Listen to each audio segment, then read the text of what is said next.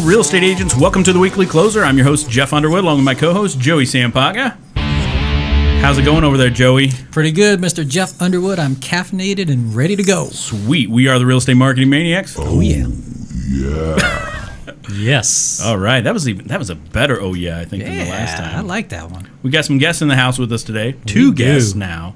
Jonas Funston, Ashley McCaffrey, Venture REI, EpicPHX, or PHX, right? Yeah. Real Estate Group. How you doing? Good, guys. Well, Good. thank you. Thanks for coming back. I was going to Yes. say, I don't consider myself that interesting, so I appreciate it. You know? Well, you took care of that by bringing someone who is Exactly. interesting. Thank I you can for having deflect. me. I can deflect, right. There you go. There you go. Yeah, Jonas is a returning guest. Thanks Yes, to he is. A-Rob, right? Hey, Rob. Alex Roberts. Little shout out. Security. Yeah, security title. Big shout out. Yeah. All right, so Jonas, we know, well, I guess you still have to share, like how long you've been in the business, what got you into Start it, but over, then we'll yeah. have Ashley jump right in. Yes. Sure.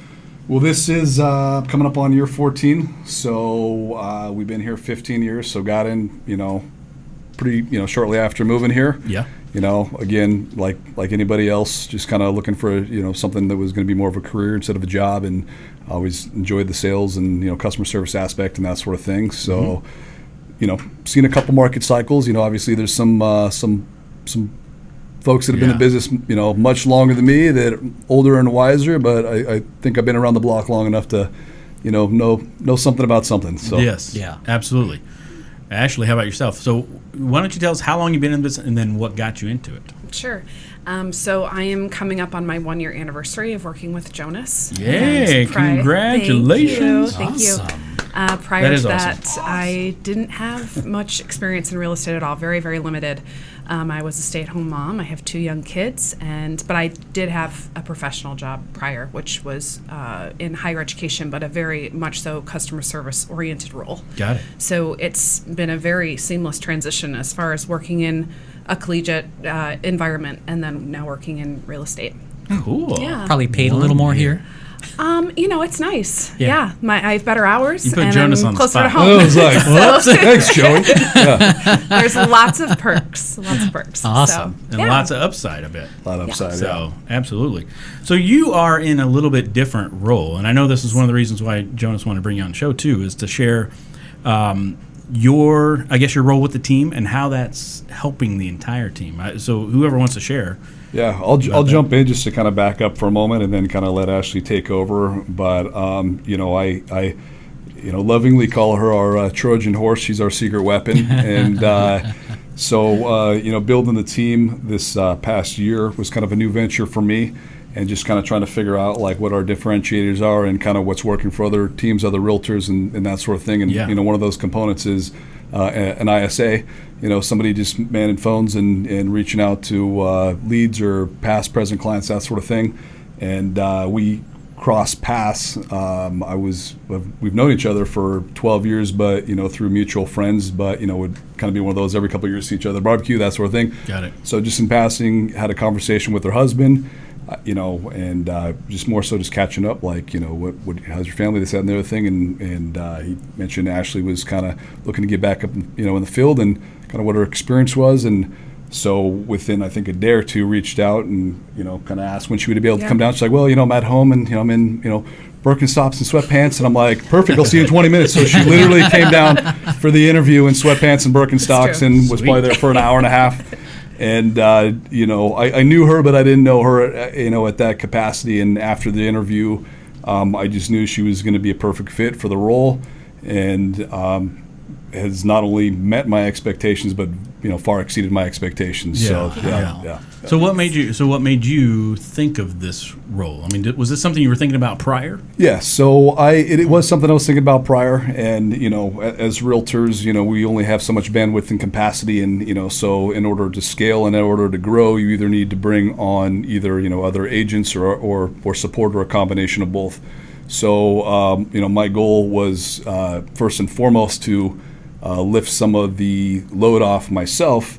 When I'm in there, grinding, like a light day for me would be like a 10-hour day, right? So when I'm out in there grinding, 10, 12, 14-hour days, having somebody do anything is help, let alone manning, fielding leads and, having these conversations. So, Right. Selfishly, I guess I'd say I started with me, but as we grew the team, obviously they've benefited as much, so if not, more so than I have. So it was a means to regain my sanity, if you will. Not necessarily, bring in more income and take on more business. It was more, I just felt like I was sinking, right? Yeah. You know what I mean? Where you Right. just, every day you wake up the next day and you just feel like you have a couple more weights on you and just kind of, sinking a little bit. So, Yeah. it's a good problem to have, but it's a problem. So, right. she's, stepped up and just blown it out of the water. Yeah. Well, I don't even know if we've said what the position is yet, right? So she is technically, Trojan horse. she's a Trojan horse. It's in the Okay, we did signature say line. that. So our she would be, what most teams would consider an ISA, although her role is similar but different. She's what we call our client concierge. So, as those who have caught my previous, podcast, or those who hadn't, my previous background before getting into real estate was in hospitality. So I worked at some high-end hotels and resorts and that sort of thing. And so for me, customer service and client experience always came first and foremost. So it was, multifaceted. So we it's not like a boilerplate, boiler room situation where we're at. Our approach, and I'll let her kind of explain that more, is a lot different on how we handle it with the clients. So she's like the Ritz-Carlton. She's the Ritz-Carlton, yeah, concierge absolutely. service, Yep. right? There The we go. Omni, the Four Seasons, exactly, yeah. All right. Yeah. Well, let's hear about it. Yeah. So the role really came from having an abundance of clients that Jonas really needed to get in touch with and keep in contact with that he just simply didn't have the availability to do. So I dialed through leads, and I think in a traditional ISA role, which I don't know very well because I've never been in that role, but I know this is kind of like a variation of that. It's to get a live person on the phone, and it's just like it's so much dialing and so much pressure to get someone over to either sell their home or purchase. Whereas when I'm calling people, I have flat out told people before, like, if you don't buy a house in Phoenix and you never move here and I never meet you, I'll be sad. But that's your decision. You have to figure that out for yourself. I'm here to help you find, do you want to send your kid to a public school, a private school, or a charter school? Do you need resources for childcare? Do you need to know, what call centers are hiring? Like, we just cover all different types of things that relate to, like, really living here and understanding the different pockets of the cities, and it's been really great. It definitely is more of a service oriented role versus a sales role, and I've always viewed my phone positions as that. I'm there to provide a service, and once I build that rapport with someone and I'm able to really have that connection, then I give them over to the agent when it's time to either show them houses or present them with a listing appointment. Okay. Right. So are you calling Jonas's database? I'm calling everybody until they tell me to go fly a kite. Okay. Got Okay. it. We've got a saying. Yeah, We've got I we've can't. got an I acronym. don't know if I can say the saying. So it's shortened, Keep it but it's simple. BDFU, Oh, buy, die, Yeah. FU, or Yeah, FU. that's what they tell me. So, Okay. so Yeah, I've always been, with working on the phones for so many years, I've Yeah. always just really been a believer that a contacted status is where a lead goes to die, because no one ever follows up. That's right. Or their follow-up is super poor or super inconsistent. Yeah. So with that motto, I'll call you every month until someone tells me you've passed away, or you literally tell me to lose your phone number. Yeah. Yeah. So, Right. Right. yeah. Okay. So I know that you're building the rapport, you're getting to know them, but when does it come into play where you actually ask them for the referral? Or do you? It really just depends on each person. I think it depends on the relationship that I really create with them, and I think it depends on their scenario. Sometimes I would ask for a referral. I mean, it could be in the first conversation, dependent upon what that referral looks like. Yeah. And sometimes they may not at all. They may not be in a situation where it is an immediate referral generating client. But it's something for later. Yeah, but a referral is always obviously something that needs to be on your mind, whether you're straight up asking for it in like a face-to-face conversation, or it's coming in the form of like an email, like drip campaign. But I've always thought if you don't, referrals do come organically for Jonas, and he's very fortunate and lucky to have that skill set where people just want to give him business.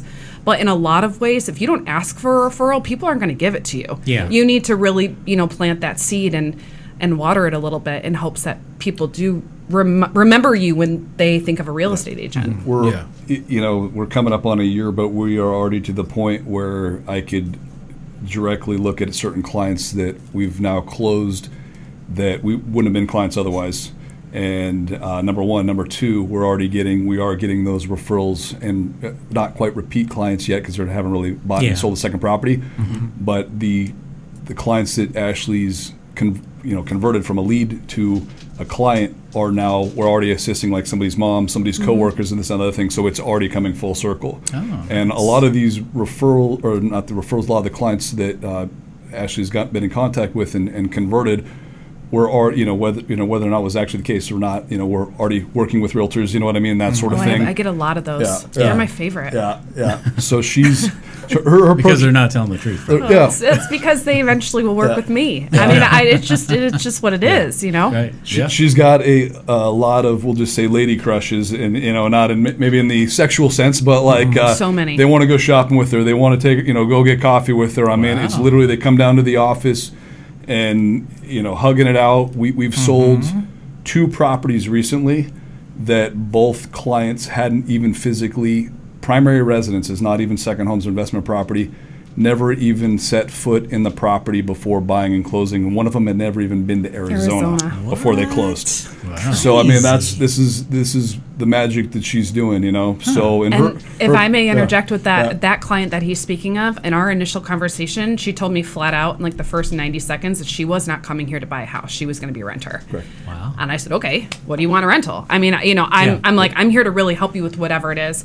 And then a couple of weeks passed, and she called me back, and things just worked out. And she's like, I think we want to buy a house. But it was then such a scary notion because then it was more of a commitment. Like, oh my God, it's Arizona, and it's going to be Chandler, and it's this subdivision and what have you. But it's her mom now that we're working with. You have like a sister or anything who's just like you? No, I'm a one of a kind kind of gal, I guess. So are you mostly on the front end of it, before they become a client, right? Yes. Are you also doing some of the follow-up after Yes. close? Okay. Yeah. Because that's the best time to get referrals, right? Of course. Is right absolutely. after.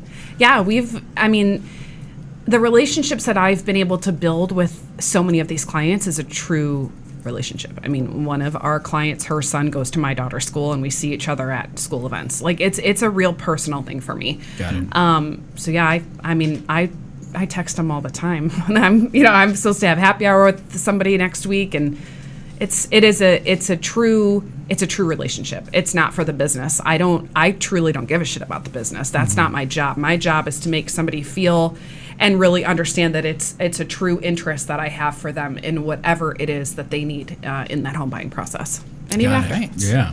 Well, Jonas has to worry about the business. Yeah, but that just naturally comes.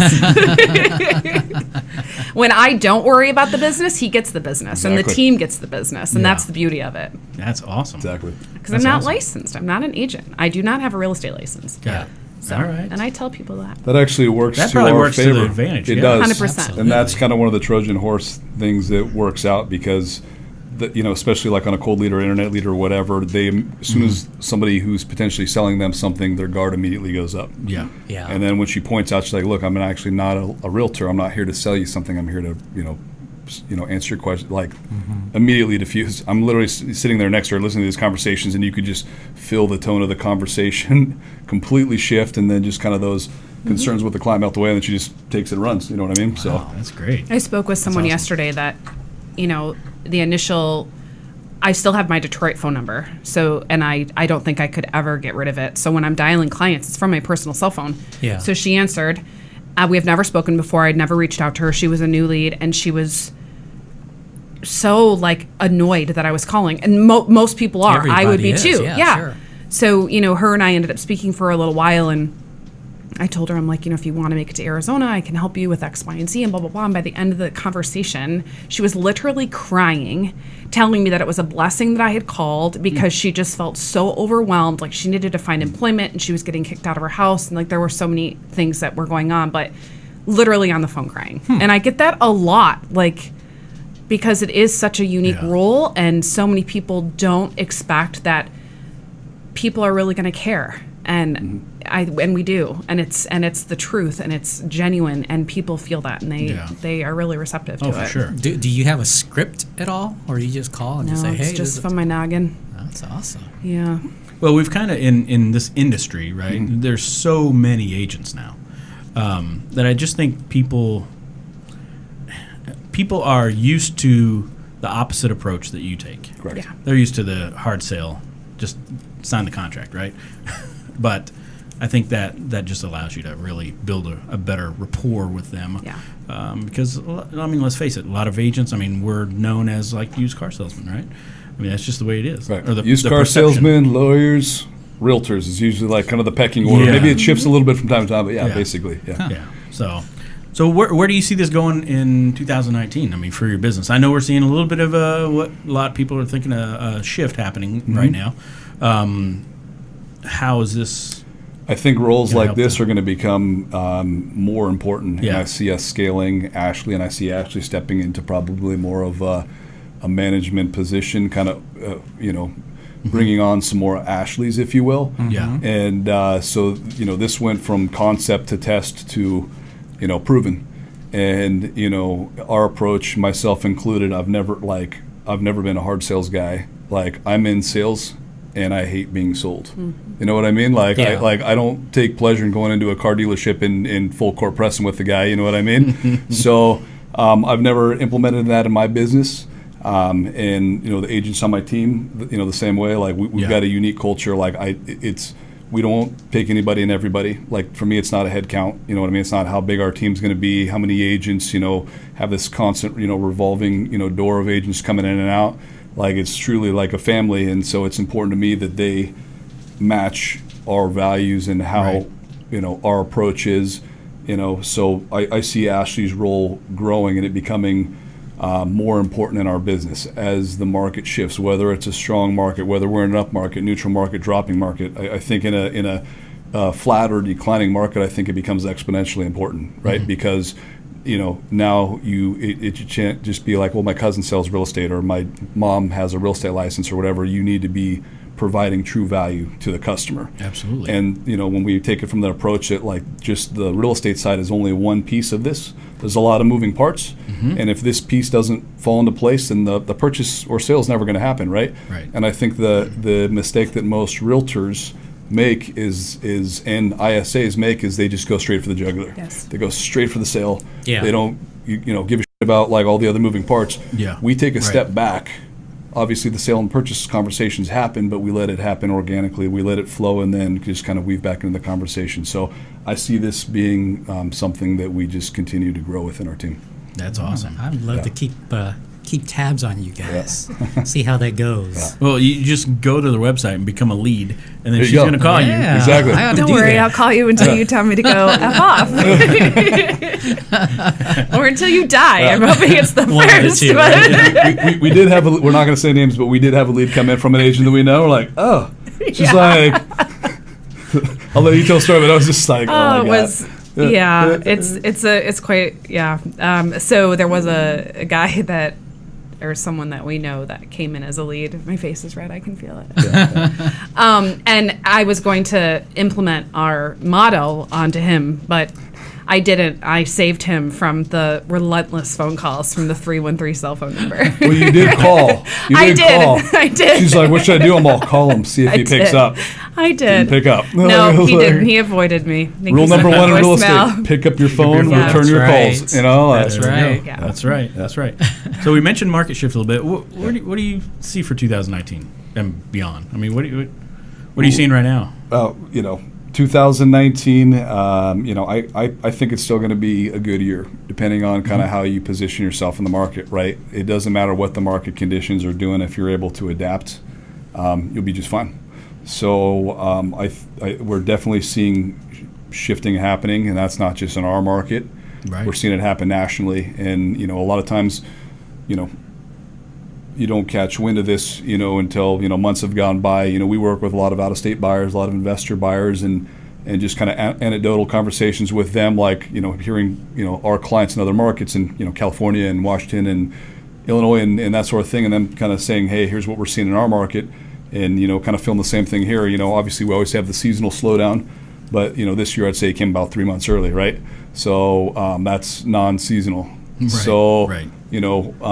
Where it goes from here, not entirely sure. I think the advantage that we do have as far as in Phoenix is, we're still a very strong relocation market, for a lot of the reasons that other people are leaving other markets, they're coming here. So I think, if the market does get soft, which it will, if the rates do go up, which they will, regardless of what happens, the positive, thing that we have is we're going to have this influx of migration here continue.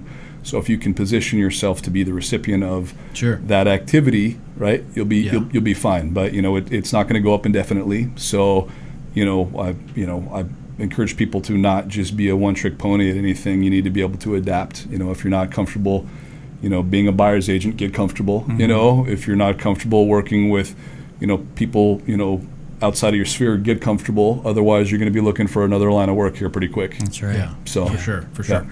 Are you doing anything different marketing-wise, or what are you what are you seeing success with? I mean, you don't have to tell us exactly. So obviously we're not going to give you all the secret sauce, but yeah, we're shifting, and we're a lot of stuff is going back to the basics. You know what I mean? We get so caught up and busy chasing the new deals, right? Chasing the leads, you know what I mean? But when you look at your best clients are always your existing clients, right? So the amount of time that it takes for myself, Ashley, anybody on the team for that matter, to convert somebody who, found us on Facebook or called through Zillow or whatever, versus just picking up the phone, reaching out to our clients, thanking them for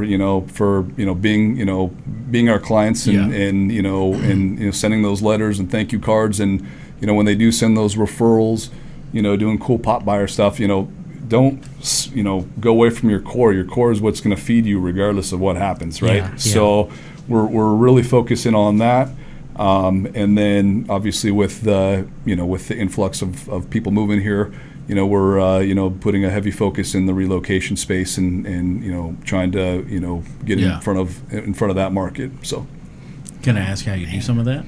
I mean, I can give you some surface answers, okay. but yeah. In certain places too that you see. Yeah. So basically, is what we're doing is we're besides California, probably. Yeah. Sure. Well, California is going to be the number one market, right, by a mile. Yeah. So, but when you look at instead of taking marketing from a shotgun approach, being like, hey, I'm just going to blast out and do everything, I try to go from a sniper approach, right? So I go, okay, where are we seeing the most people coming here and why, right? Yeah. So if we're going to target, or do our target marketing, whether it be, online, social, pay-per-click, radio, whatever it may be, print, we're going to hyper focus on those markets. So we're, starting with California. Obviously, we've got a lot of clients that have come out from Washington State. We've got people coming out from Illinois, Colorado, quite a few. There's certain markets that we're seeing a much higher concentration of. Got it. So that's what we're targeting, kind of our resources and time, effort, and energy is in kind of trying to get in front of those leads. Okay. And a lot of those are relo, not buying second homes or investment? Or all of the above, okay. All the above, but I'd say a much higher concentration of relo. When the market was on discount, when everything was half price, then my focus was getting in front of the second homeowners and getting in front of the investors, because those were who were buying. Yeah. Not to say they're not buying, but if I'm looking to spend time, effort, energy, money, I'm going to go where we're seeing the highest concentration, biggest bang for our buck, and I think that's above and beyond those segments. I would say the relo segment, people looking for job opportunities, people looking for better weather, quality of life, lower taxes, all sorts of things. I mean, there's a lot of reasons I don't got to sell. We're all in real estate. We don't got to sell each other on why it makes sense to live out here, right? So, absolutely. Yeah. Absolutely. You mentioned CRM. Do you use a certain CRM? We do. What Yeah. What are you using now? Right now, we are utilizing LionDesk. It's a new CRM system for us. We've just really launched maybe within the last month. Okay. We've used a couple prior. It's been something that we've kind of had to work through as far as figuring out what works best in a team environment. A lot of them catered more so to the individual agent. Right. But yeah, LionDesk so far I've heard good things so about good. I mean, the jury's still out, I think, but it's been good so far. Yeah. All right, good. Yeah. You have to have that CRM. But you have to have a CRM. Yeah. You have When to. someone tells me they've never used one and they've been in a leads like type business for years, I'm like, I don't even understand what you're telling me. Like, how do you organize your clients? How do you do? It just blows my mind. Jonas is like, a lot of people don't use like lead management software, and I'm like, I just can't even like wrap my head around it. So we will always use a CRM. That's right. And all of our agents know it. Well, I think a lot of those agents probably are the ones that won't make it through the next shift. Yeah, there's no organization. There's no follow-up or any sort of campaigns for past clients, and it's like they move in your brain into a closed status or a sold status, never to hear from you again. Yeah. So in 3 years, when they want to sell, they don't even know who you are, and it's happened to all of us at some point where you just had a forgettable experience with an agent, and that's very much so what we're trying to avoid. But not because we need that sale, but because that's just kind of crappy to not. It's a huge purchase. It's a huge absolutely. decision to move or to sell or to buy. It's a lot of money and a lot of time, absolutely. and it's a very intimate process. And we realize that. What a great role, though. Yeah. I think it's amazing. Thank it's you. awesome. I love it. You're having fun, right? It I sounds love like it. Sounds like you're having fun. I love it. Yes, it's really great, and I know that I'm really helping people, and I'm really helping the team, and I get to drink hot coffee when I'm at the office. I don't have to change any dirty diapers. That's good. It's lovely. You've been playing more golf, right? I have not been playing more golf, but I have got back into meditating, which is good. So there we that go. freed up a little bit more time. All right. And cool. he's so modest. He's yeah, very much yeah, so still a workhorse. But hopefully I Sure. take some of that busy work, so to say, off Yeah, of his plate. absolutely. So now we That's we good. just have different focuses, but the same end goal, which Yeah. is really a wonderful thing. That's great. All right. Awesome. Before we move to the next segment, anything last minute stuff you want to share? You good? Thank you for having I me. think I we think nailed we- it. I mean, I think we did. The Yeah. fact they're even questioning us is like, come on, Jeff, we nailed it. I know. Yeah, That's yeah, great. yeah. All right, cool. Yeah. All right, so let's get in the ring. Okay. You ready? All right. Let's do Sweet. this. What's the best advice anyone's ever given you? And either of you can answer these. Either of us? Yeah. Well, I have. I have two. Okay, I got one. You go. Okay, Ladies so first. first piece of advice that I felt was useful, which I shared earlier, Was is useful. my mother told me to always have on clean underwear. There you go. And Just in case. Just in case. And this is maybe not necessarily advice, but I remember in my first professional job opportunity, they asked me, what is my biggest downfall? And I remember speaking about that question to some people at the time, and I said my biggest downfall was my loyalty, that I am loyal to a fault, where like I am just a ride or die kind of gal. And It's true. it's more of a downside for me in some points professionally prior, because I always sold myself short, but my loyalty is And that's it's also 100% a true. very positive 100% thing true. too. So, Yeah. but always wear clean underpants. Yes. There you go. It's numero I uno. gotta, let me, crap, guys, I'll be back. Change starts with your underwear. Yeah, exactly. That's right. Hopefully. It should. So How you gonna top that one? let's see. I don't know. Let's see, best advice. I think the one that stuck with me was, never take anything. Never take anything personal, and never burn bridges. So Yeah. there's I think people just hold on to things too much. Whether it's relationships, business, family, whatever. And I think that just hinders progress, and I think it just kind of puts you in a bad mindset. And one thing that I think I excel at is I don't burn bridges. So I mean there's literally people that I haven't seen or sometimes talked to in years, and I could literally pick up the phone or shoot them an email or whatever, and it's not always favors, you know what I mean, but like they're legitimately glad to hear from me. And sometimes it is favors, like for example, in real estate, like maybe I did a cross deal with an agent 3 years earlier, right? And I call them and happen to see their name on there, and they remember the experience, and we play nice in the sandbox, and they want agents want to do deals with agents that they like, right? Yeah, It's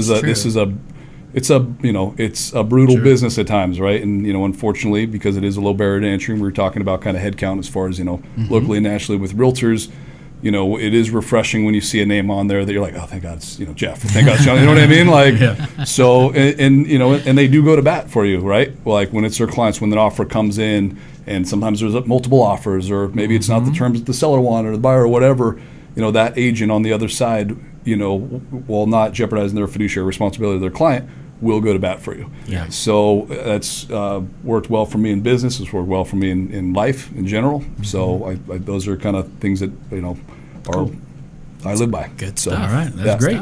Yeah. How about your favorite mobile app? Instagram. Sorry, so basic. No, that's good. cool.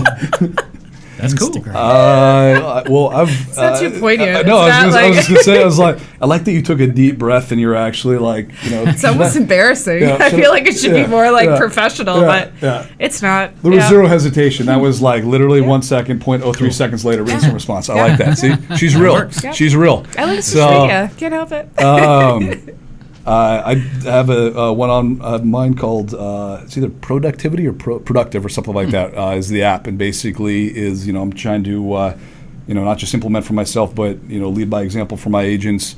You know, setting habits, you know, setting routines, I should say, to turn into habits.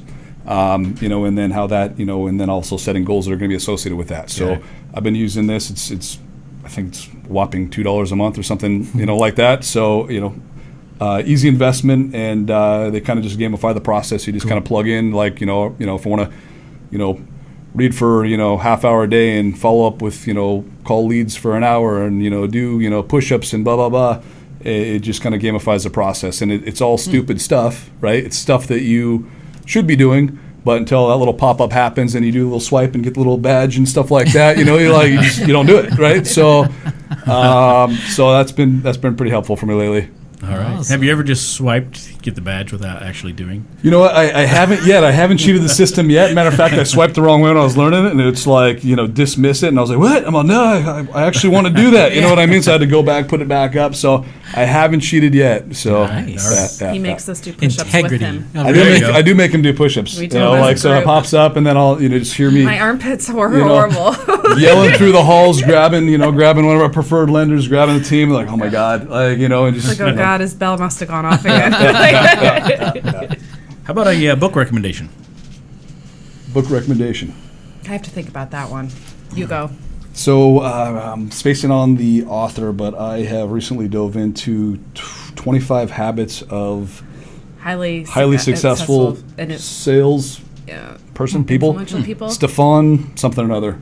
So Stephen Covey. It's oh, not Covey. him, is it? no, it's not Stephen Yeah, Covey. no. He It's, did the 7 Habits. Was it 7? Yeah, that's what it was. So it's along those lines, right? Okay. And we actually, it was at a property. So we were, when my client bought a property, he bought it as a vacation rental. We got a bunch of staging stuff, and there was just a bunch of books. He's like, hey, take those off to the Goodwill. And we're just like, oh, here's a cool book, And Yeah, so we got quite a few cool some books cool in there. books. random stuff. So when I got some downtime in the evening, you know, crack it open, you know, bang, you know, get after it, you know, a chapter or two. Nothing crazy, but yeah. Oh, cool. Keeps you sharp. All right. You want to share one, or? Yeah, I read right. a book not too long ago, and I can't remember the title of it, but it's something about like embracing your inner badass. And That's I probably just- a good title. you know, it was. I know badass was in the title, and you know, I have always been a very open book, a very honest person. There's not really much gray with me. You know what you're going to get, and that's just how it is. And I just really that book really resonated with me because I've always really embraced who I am, and I've always really liked a lot of my traits. And this book, especially for women or younger women, it really allows you to, you know, have some confidence in that. Like it's okay to say no, and it's okay if somebody tells you no, and you know, it just teaches you how to just be comfortable in your own skin. And I just really appreciate people that empower that message. Sure. Yeah. So it brings out your badassery, Badassery. Yes. if that's a word. It is. You're Productivity tool or software that you guys use? I know we mentioned Lion Desk already. Is Yeah. that the main one? good. We are utilizing a company right now that is not necessarily a CRM, but they're providing us with leads. So we use them. We use anything else? I mean, obviously, all components of a G Suite. But but everything's in G Suite, so we do a lot of like sheets in there and tracking. We've been using Zoom. We've been using Zoom and Google Hangouts quite a bit. We do 2 meetings. We do Monday meeting. We do a Wednesday meeting, and with our partners and some of the agents and that sort of thing. So, our goal is to start early-ish, 8 a.m. For a lot of people, that's they're still in bed, so.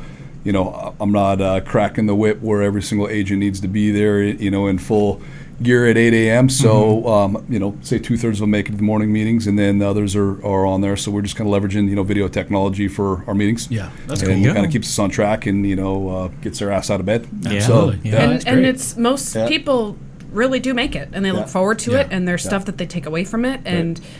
At first I think it was hard to, kind of get that going, but now it's an expected thing, and everyone shows up, and it's good shit. There's so much free or low cost technology nowadays. It just blows me away that people don't leverage this, right? Because it just makes you more effective, and there's expensive stuff too, but it doesn't have to be expensive to be powerful. So we've got a combination of both. We got the expensive stuff, we got the free stuff, we got the cheap stuff, but I think just embracing technology, and I think for those that aren't using CRMs and aren't using these productivity tools, you just look at the amount of tech in real estate now in say the past 10 years and particularly 5 years is neck whipping. And it's going to be, learn it or die. That's basically. Yeah, that's true. So, have you noticed a trend of the agents that don't show, or the ones that don't like to do push-ups, or what? That might be why they don't show up. Actually, yeah. I'm just skipped arm day. Yeah. All right, Ashley, you want to do the honors? You want to draw a question? I really honestly thought I had to put that on my face. You can. No, I don't want to. I think so. I'm good. Who is your favorite superhero and why? Oh, I love this one. God, I don't know. I'm not a superhero kind of gal. Should I be? No, you got to let her draw another one. Yeah, can I draw another? You want to draw another? Yeah, Okay. sorry. Otherwise, she's just going to make something up. It'll be like Batman. I love Batman, but I don't want to see her lie. Like, Come on, guys. No. I don't lie. We just talked about that. You got the same one. Did I really? Here, try this one. Oh God, I like that you know what the paper looks like as far as what the question is before you even get to the question. Who was your favorite singer or band in high school? Okay, so really funny. I have very dark hair. I have very thick eyebrows. I have very thick eyelashes. But my senior year of high school, I dressed up as her for my Halloween party at high school, and it was Christina Aguilera. And I bought a big, white wig. It was not good. It was every minute of not good, but I still love her. I have seen her in concert 5 or 6 times. Wow. Die hard. She can sing. Yeah, she's amazing. For a little body like that. And in at a concert, it's all real. And I just have always had so much admiration for her. So much better God-given talent. Better than Britney, huh? I am not on the Britney bus. I am a Christina Aguilera girl. I have been since Genie in a Bottle. I remember that video on TRL. I'm really fangirling out right now. I'm sweating. I'm just thinking out loud here. I'm just we listen to music when we're working a lot, and I don't know if it's because I'm the boss or not, but they usually don't object to my playlist. I'm just thinking, thank God. We're going to have to add Genie in a Bottle to that rotation. Ashley's playlist on where I have to endure. It's brutal. It's so much teeny bopper. So that's she is my all-time favorite girl. Right. And Sweet. All right. Yeah. Now you know what to get her for Christmas. Favorite band? High school? Okay. See, high school. I got to take it back. Oh, man, I got some polar opposites. So I guess I'd say 2. And when I look at my spectrum of music, it's broad. But I was going through a heavy Wu-Tang Clan in high school. Yes. I probably had a solid 2-3 years of love for Wu-Tang, and then Bob Marley. I mean, even to this day, I mean, he's a legend, man. You know what I mean? I could there's just certain albums that you could put on and you're never going to be tired of hearing them. And I could put on pretty much any Bob Marley album and be completely content. So awesome. I've never burnt out on Bob Marley. I feel yet. the same way about Christina awesome. Aguilera. Isn't that so weird? Agree to disagree. Agree to disagree. That is so funny. That's awesome. Well, thank you guys for being on here. This has been pleasure. great. Thank you for having me. Yeah. Thanks for sharing. Yeah, thank you. This was great. amazing role that you I'm guys have honored. with the team. Thank That's you. cool. Appreciate it. Thanks for having us back, guys. Absolutely. And thanks also to Alex Roberts. Hey, Rob. Yep. Yeah, Hey, Rob. bringing him on board. Yeah. All right, guys. Well, until next time, it's Jeff Underwood And Joey Sampaga. signing off from the Weekly Closer. yeah. See you later. All right, good job. Good job. Thanks, guys. Wow. Thank you.